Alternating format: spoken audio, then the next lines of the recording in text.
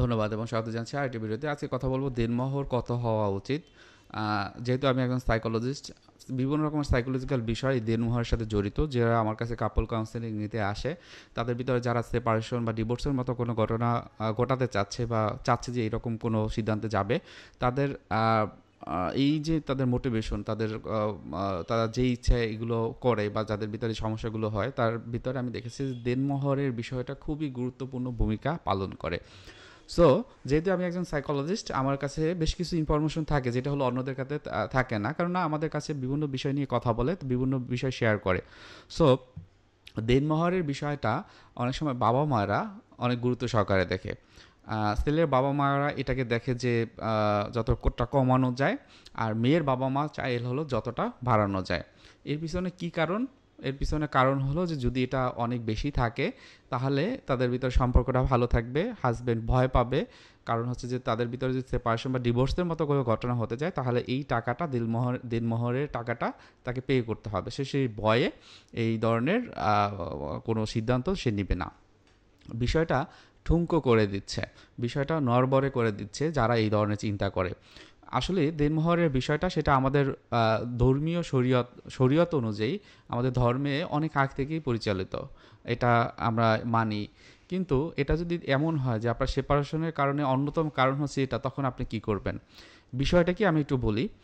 বেশিরভাগ ক্ষেত্রেই আমার কাছে যারা কাউন্সেলিং করতে আসে, তাদের মনের কথাগুলো তো বলে, আপনারা জানেন। আমি স্পেসিফিক কারো কথা বলছি না, কিন্তু অ্যাজ জেনারেল যে জিনিসটা আমি পাই, মেয়েদের ক্ষেত্রে দেখা গেছে যে তারা বেশিরভাগই তারা মনে করে যদি এখানে ডিভোর্সটা হয়ে যায় বা এই ধরনের সিদ্ধান্ত হয়, সেক্ষেত্রে আমি খুব বড় রকমের একটা টাকা পাবো এবং সেটা দিয়ে আমি চাইলে ব্যবসাও করতে পারবো।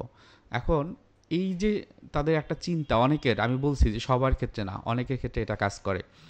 সো এই যে যাদের ভিতরে কাজ করে তাদের উদ্দেশ্যে কিন্তু ভিডিওটা করা।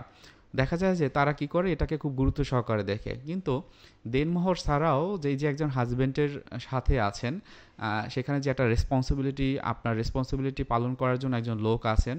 আপনার বিভিন্ন রকমের বায়োলজিক্যাল নিড বা আপনার বিভিন্ন রকমের দৈনন্দিন চাহিদাগুলো পূরণ করার জন্য কিন্তু সে থাকে। কিন্তু আপনি যদি শুধুমাত্র দেনমোহরের টাকা অনেক বেশি দেখে এই আর ভালো লাগছে না, এইকে হাজব্যান্ড হিসেবে মেনে নেওয়া যায় কিনা, তার থেকে তাকে বাদ দিয়ে দিই, আমি এটা দিয়ে হয়তো বা একটা ব্যবসা করব, হয়তো বা এটা দিয়ে আমি একটা কিছু করব যার মাধ্যমে আমি পরবর্তী লাইফ ভালো থাকবে। ঠিক এই চিন্তাটা না আমি দেখেছি যে অনেকের ভিতরে থাকে, এবং সেটাই তাদের ভিতরে কি হয়, একটা ডিভোর্সের মতো ঘটনা হয়, সেপারেশন হচ্ছে বারবার। আবার অনেক ক্ষেত্রে, অনেক মেয়েদের ক্ষেত্রে দেখা গেছে যে তারা তৃতীয় পক্ষ অর্থাৎ তৃতীয় কারোর সাথে সম্পর্কে হচ্ছে যে জড়িয়ে যায়। সো হয়তোবা এই ক্ষেত্রে দেখে যে ওই যে আগে যে আমার সাথে যে সম্পর্ক ছিল, তার সেই তো ভালো ছিল, তার সাথে তো অনেক বিষয় নিয়ে শেয়ার হতো, সে আমাকে অনেক কেয়ার করতো। সো এই দিকে দেখা গেছে যে এখানে এই টাকাটা নিয়ে সে অন্য জায়গায় সে ইউজ করতে পারছে। সো অবশ্যই আমি ভালো থাকবো, এই বিষয়টা তারা মনে করে। অ্যাকচুয়ালি হয় কি, যে যখন আপনার বিয়ে হয়ে যায়, তখন এই ধরনের চিন্তা ভাবনা করে আবার যদি আপনি আবার দ্বিতীয়বার এটা চেষ্টা করেন, আপনার ওই লাইফে, ওই জীবনে আপনি দেখবেন যে আপনার শ্বশুর শাশুড়ির কাছেও আগের শ্বশুর শাশুড়ির কাছে যে একটা আদর আপ্যায়ন বা একটা আপনার ভিতরে শ্রদ্ধা আপনার তাদের ভিতরে থাকতো, সেটা আপনার কিন্তু পাবেন না। এবং দেখা যাবে যে আপনার নিজের ভিতরে একটা হীনমন্যতা কাজ করবে যে নতুন পরিবেশ, নতুন মানুষজন, তারা আমাকে নিয়ে কী ভাবছে, আমার আগে বিয়ে হয়েছিল সেটা নিয়ে ভাবছে কিনা, এটা কিন্তু আপনার সারা জীবন এটা কম বেশি থাকবে। আপনার ভিতরে একটা ভয় থাকবে যে অন্যরা কিনা জিজ্ঞেস করে বসে যে এটা তোমার ফার্স্ট ম্যারেজ কিনা। সো এটা করা কখনোই ঠিক হবে না, বরং আপনি যখন বিয়ে হয়ে যাবে আপনাদের ভিতরে ওপেননেস রাখবেন। দিনমোহরের টাকাটা কতটুকু হতে পারে, ছেলের কতটুকু মানে তার এটা যোগ্যতা আছে, সেটা একটু দেখবেন।